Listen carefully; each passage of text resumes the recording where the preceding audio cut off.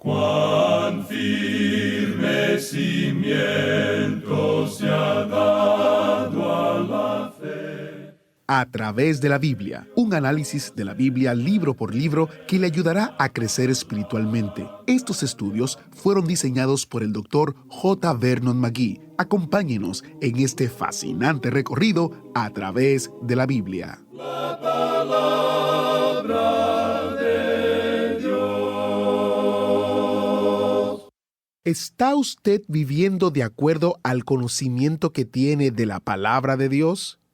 Bienvenido a otra semana y a otro encuentro con la palabra de Dios. Está escuchando A través de la Biblia, el programa donde conocemos a Dios en su palabra. Soy su anfitrión, Heiel Ortiz.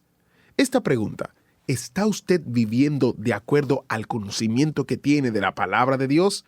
Es una de varias que contestaremos mientras continuamos el viaje a través de la Biblia en el día de hoy. Continuamos con la famosa carta de Pablo a los primeros creyentes cristianos de Roma y nos espera un examen exhaustivo de nuestra fe. Iniciamos nuestro tiempo de estudio en oración. Padre Celestial, nos encomendamos a tu gracia y misericordia para aprender de tu palabra en el día de hoy. Te pedimos que uses este estudio para que podamos revisar nuestra teología y lo que estamos viviendo. En el nombre de Jesús oramos. Amén. Y ahora iniciamos nuestro recorrido bíblico de hoy con las enseñanzas del Dr. McGee, en la voz de nuestro hermano Samuel Montoya. Continuamos estudiando hoy el capítulo 2 de esta epístola del apóstol Pablo a los romanos. Y recordará usted que en este segundo capítulo, Pablo indica que la gente buena es pecadora. Y también indica las normas por las cuales Dios los juzgará un día. Tenemos ahora delante de nosotros que Dios juzgará a los religiosos también y a los judíos especialmente, porque la religión de ellos es una religión dada por Dios mismo. Ellos serán juzgados. Y dice Pablo aquí en los versículos 17 y 18 de este capítulo 2 de la carta a los romanos: He aquí tú tienes el sobrenombre de judío, y te apoyas en la ley y te glorías en Dios, y conoces su voluntad, e instruido por la ley apruebas lo mejor. Ahora, esas eran las cosas de las cuales se podían jactar. Y Pablo habla sobre el hombre religioso porque él lo conocía muy bien. Él mismo había sido uno de ellos, y él había sido miembro del judaísmo de la nación de Israel.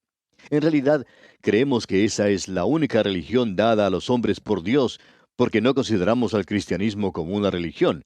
Lo consideramos una persona, porque usted, amigo oyente, simplemente tiene o no tiene a Cristo. Una de las dos. Y Pablo continúa diciendo aquí en los versículos 19 y 20, y confías en que eres guía de los ciegos, luz de los que están en tinieblas, instructor de los indoctos, maestro de niños, que tienes en la ley la forma de la ciencia y de la verdad. Pablo, pues, mira a ese hombre y le hace ciertas preguntas que encontramos aquí, comenzando con el versículo 21. Tú, pues, que enseñas a otro, ¿no te enseñas a ti mismo? Tú que predicas que no se ha de hurtar, ¿hurtas? Usted, amigo oyente, que es miembro de una iglesia, permítanos ser francos con usted. Permítanos preguntarle, ¿está usted viviendo de acuerdo al conocimiento que tiene, de acuerdo a la palabra de Dios, o está haciendo usted simplemente una profesión de todo eso? Cada persona conoce dentro de sí que no alcanza a llegar hasta la gloria de Dios. Su religión le puede revelar hoy grandes principios, pero ¿está usted viviendo de acuerdo a esos principios? ¿Los está cumpliendo? Hemos visto aquí una religión dada por Dios, y por más de un milenio esta gente trató de seguirla, pero se dieron cuenta de que no podían hacerlo. No podían alcanzar las normas establecidas por Dios. Y usted, amigo oyente, tampoco puede hacerlo. La religión no le puede salvar. Solo Cristo le puede salvar. Él es el único Salvador. La religión no es salvadora. Tampoco su membresía en la iglesia ni su fundamentalismo. Cristo es el Salvador. Y usted, amigo oyente, o bien tiene a Cristo en su corazón o no lo tiene. Confía en Él o no confía. La norma por la cual Dios juzga al hombre, amigo oyente, no es la base por la cual Él salva. Cristo es el Salvador. La religión le condena. Hay muchos entre nosotros, los predicadores, que nuestro predicar es mejor que nuestras vidas. En cierta ocasión, un predicador estaba conversando con un amigo, y este amigo le dijo con toda franqueza que él pensaba que no era muy buen predicador. Ante esa declaración, el pastor le respondió, Ah, pero mi predicación es mucho mejor de lo que yo soy. Y creemos, amigo oyente, que eso es cierto en la mayoría de nosotros. Y eso es lo que Pablo está diciendo aquí. Pablo está hablando en forma específica. Y ahora dice en el versículo 22, ¿tú que dices que no se ha de adulterar, adulteras? ¿Tú que abominas de los ídolos, cometes sacrilegio? Hay muchas personas en estos días que actualizan esto. El judío fue curado en cuanto al oro allá en Babilonia, y hasta donde entendemos, nunca se entregó a la idolatría, pero nunca le molestó hacer negocios con las cosas que salían de templos paganos y vendía esas cosas como asunto de negocio. Y encontramos en nuestros días a ciertos creyentes que están involucrados en ciertos negocios, en asuntos que en realidad son condenados por sus iglesias, pero en sus negocios lo practican. El apóstol Pablo toma tres pecados comunes, y estos son los más comunes en nuestros días, aún entre creyentes. La inmoralidad por un lado. Este es un pecado cometido contra otros. Luego, la sensualidad, un pecado contra uno mismo. Y la idolatría, es decir, un pecado contra Dios. En el capítulo 1 de esta epístola a los Romanos, el apóstol Pablo habló de cada uno de ellos. La idolatría fue un clímax terrible para el judío, y diremos de paso que él no podía haber ido más allá de eso. Pero en el día de hoy creemos que hay que ponerlo en el siguiente orden: inmoralidad, pecado contra otros; sensualismo, pecado contra uno mismo; e idolatría, pecado contra Dios. Y también cualquier cosa que pone en ridículo a Dios y aún nuestras vidas cuando se supone que estamos representando a Jesucristo. Pero ¿cuántas veces fracasamos usted y yo y terminamos poniendo en ridículo a la persona de Jesucristo, amigo oyente? A mí no me gusta ver cuadros o dibujos de Cristo, pues nosotros somos un evangelio escrito en carne propia, en el corazón, y eso es lo que el mundo ve. Usted, amigo oyente, está escribiendo un evangelio. Alguien está allí. Usted está escribiendo un evangelio, un capítulo cada día con las cosas que usted hace y las palabras que usted dice. Los hombres están leyendo lo que usted escribe, ya sea fiel o no. Entonces, ¿cuál es el evangelio según usted mismo? Y así es como muchas veces nosotros ponemos en ridículo a la persona de Jesucristo. Como dice aquí Pablo en los versículos 23 y 24, tú que te jactas de la ley, ¿con infracción de la ley deshonras a Dios? Porque como está escrito, el nombre de Dios es blasfemado entre los gentiles por causa de vosotros. Estos son los pecados que Pablo está mencionando aquí. Ahora, Pablo trata algo que es de vital importancia. Continuemos leyendo el versículo 25. Pues en verdad la circuncisión aprovecha si guardas la ley, pero si eres transgresor de la ley, tu circuncisión viene a ser incircuncisión. Ahora, la circuncisión era la divisa, era la señal del sistema mosaico. Y amigo oyente, eso era todo lo que era. El rito en sí mismo no tenía mérito alguno, era solo un distintivo. Y ese distintivo indicaba que el hombre tenía que creer en algo. Para ellos, el transgredir la ley y ser circuncidado, en realidad cambiaba la situación y traía descrédito. Y lo que debía ser sagrado se volvía impuro. Traigamos esto ahora al presente, y aunque esto vaya a herir a algunos, debemos decirlo. Quizá usted no debería escuchar esto, pero note usted lo siguiente. El bautismo es justamente un sacramento de la Iglesia. Hay algunas denominaciones que practican el bautismo por aspersión. Pensamos nosotros que la inmersión los manifiesta mejor, pero no se precipite usted a ninguna conclusión todavía porque deseamos que escuche lo que tenemos que decir. El bautismo por agua es justamente un sacramento de la Iglesia. Es la expresión pública de la obra de Dios en el corazón de una persona. Pero es una burla si la persona que es bautizada no da evidencia de haber sido salva. Hay muchas personas hoy en día que se unen a una iglesia y por su manera de vivir solo traen descrédito a la causa de Cristo. Ponen en ridículo la membresía en una iglesia. Y eso es precisamente lo que Pablo está diciendo en este pasaje. Escucha ahora cuando él dice aquí en el versículo 26 de este capítulo 2 de la epístola a los Romanos: si pues el incircunciso guardare las ordenanzas de la ley, ¿no será tenida su incircuncisión como circuncisión? Permítanos usar otro ejemplo. Si una mujer o un hombre pierde su anillo o aro de matrimonio, ¿quiere decir eso que vuelve a ser soltera o soltero? El matrimonio, amigo oyente, es mucho más que un simple anillo o aro de matrimonio, aunque este es un símbolo del mismo. Veamos ahora lo que dice Pablo aquí en el versículo 27. Y el que físicamente es incircunciso, pero guarda perfectamente la ley, te condenará a ti, que con la letra de la ley y con la circuncisión eres transgresor de la ley. En otras palabras, lo que Pablo está diciendo aquí es que el llevar el anillo de matrimonio habla de algo sagrado, y el ser infiel con aquello que representa hace del anillo de matrimonio un objeto de deshonra. Lo que Pablo está diciendo entonces es que la circuncisión debe representar algo. Así es que la ley ha establecido que la circuncisión es en realidad en el corazón. Moisés dice allá en Deuteronomio capítulo 10, versículo 16, circuncidad pues el prepucio de vuestro corazón, y no endurezcáis más vuestra cerviz. Y concluye el apóstol Pablo en este capítulo 2 de esta epístola a los Romanos, diciendo aquí en los versículos 28 y 29, pues no es judío el que lo es exteriormente, ni es la circuncisión la que se hace exteriormente en la carne, sino que es judío el que lo es en lo interior, y la circuncisión es la del corazón, en espíritu, no en letra, la alabanza del cual no viene de los hombres, sino de Dios. Y eso es lo que Dios dijo a estas personas. Eso nos prepara entonces para considerar ahora el capítulo 3 de Romanos. Al principio de esta serie dije que me sentía verdaderamente inadecuado cuando se trata del estudio de la epístola a los Romanos. Especialmente en el día de hoy, necesito de sus oraciones, ya que este tercer capítulo de Romanos es uno de los más difíciles de la Biblia. Note usted lo que dice Pablo aquí en el primer versículo de este capítulo 3. ¿Qué ventaja tiene pues el judío, o de qué aprovecha la circuncisión? La palabra aprovecha aquí tiene el significado de algo que sobreabunda, algo que sobra, que tiene excedente. Y tiene que ver con la divisa exterior del convenio especial que hizo Dios con los judíos, es decir, la circuncisión. Parece que Pablo está en peligro de borrar una distinción que Dios hizo. La pregunta es, si los judíos y los gentiles son iguales ante Dios, ¿cuál es la ventaja del judío y cuál es el beneficio de la circuncisión? Permítanos aquí leer lo que dijo el doctor James Stifley. Dice él, si la circuncisión en sí misma no provee justificación, y si la incircuncisión no la previene, ¿qué provecho hay en ella? Una distinción que hizo Dios entre los hombres parece después de todo no existir. Ahora creemos que este mismo interrogante se escucha constantemente en el día de hoy. Lo escuchamos porque decimos en las predicaciones del Evangelio que la membresía en una iglesia no tiene ninguna ventaja en cuanto a la salvación. Cualquier rito o ritualismo presente no tiene ningún significado en lo que concierne a la salvación.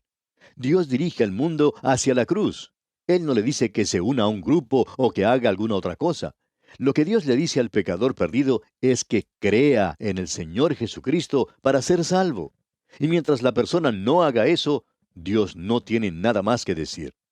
Ahora, luego de ser salvo, entonces Dios le hablará, creemos, sobre la membresía en una iglesia, y también le dirá lo concerniente al bautismo. Algunas personas preguntan, entonces mi iglesia, mi credo, mi membresía, mi bautismo, ¿no me ayudan en cuanto a mi salvación? Y la respuesta, amigo oyente, es simplemente no.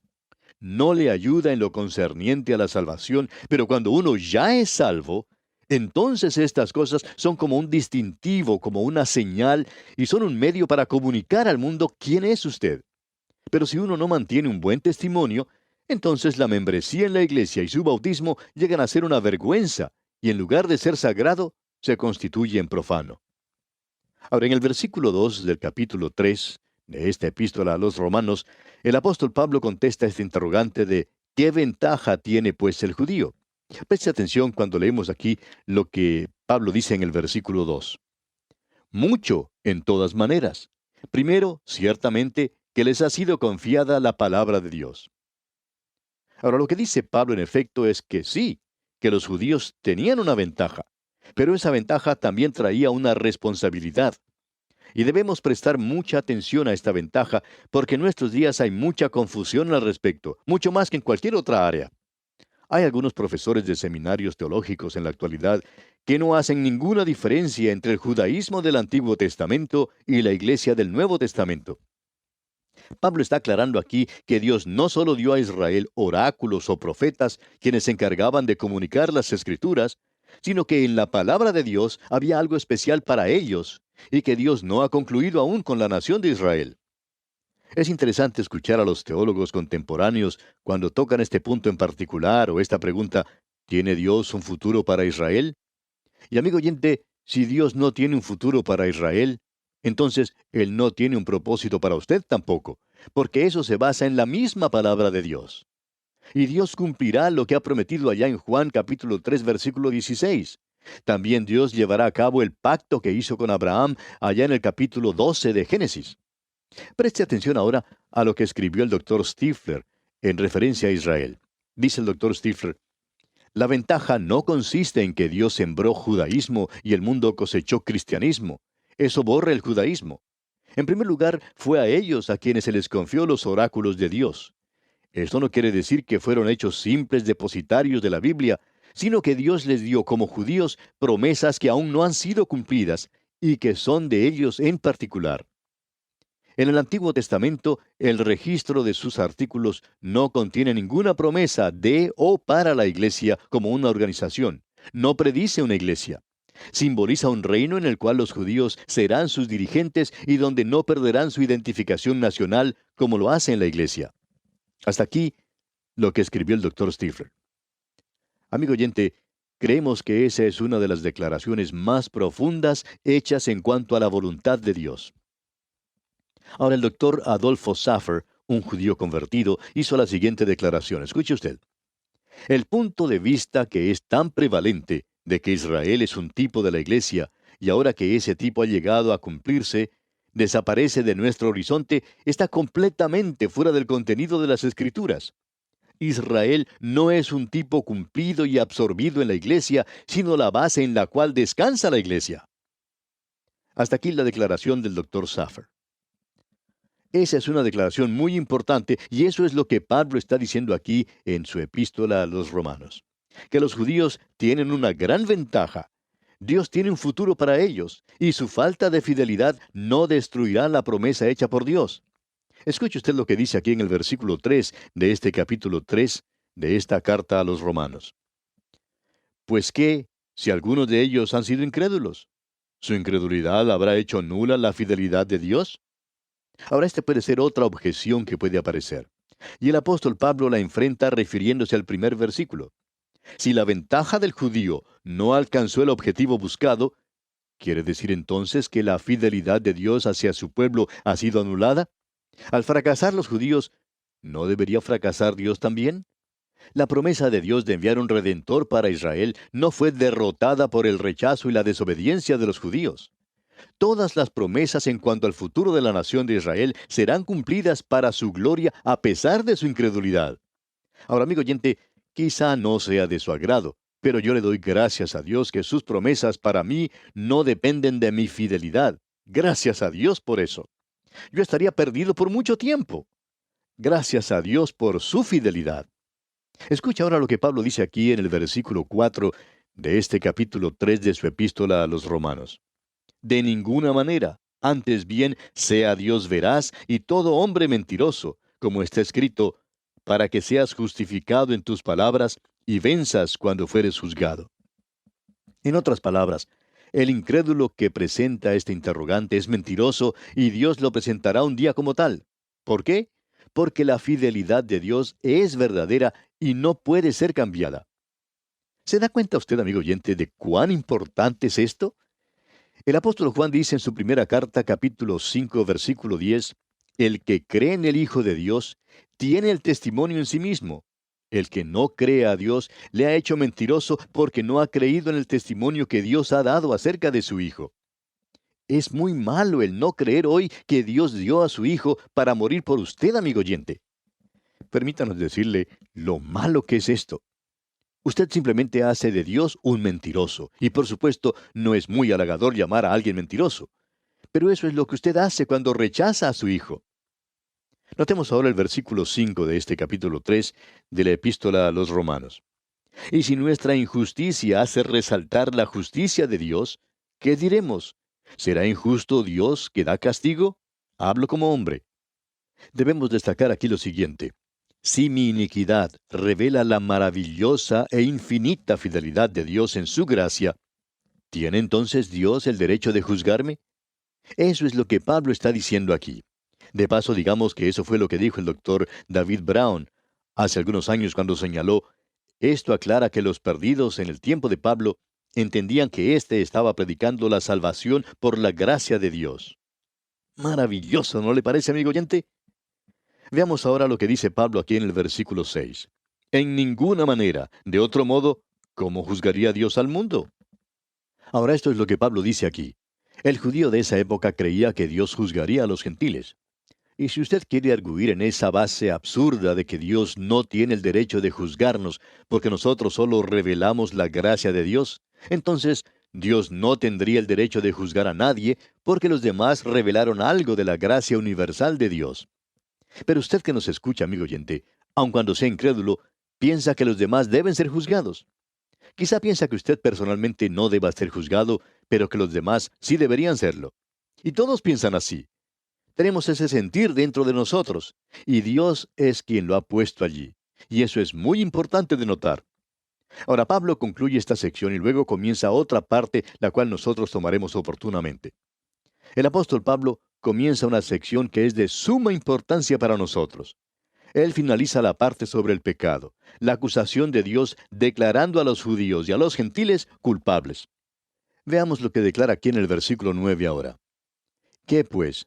¿Somos nosotros mejores que ellos? En ninguna manera, pues ya hemos acusado a judíos y a gentiles que todos están bajo pecado. Ya lo hemos dicho antes, amigo oyente. Pablo no está tratando de probar que el hombre es un pecador.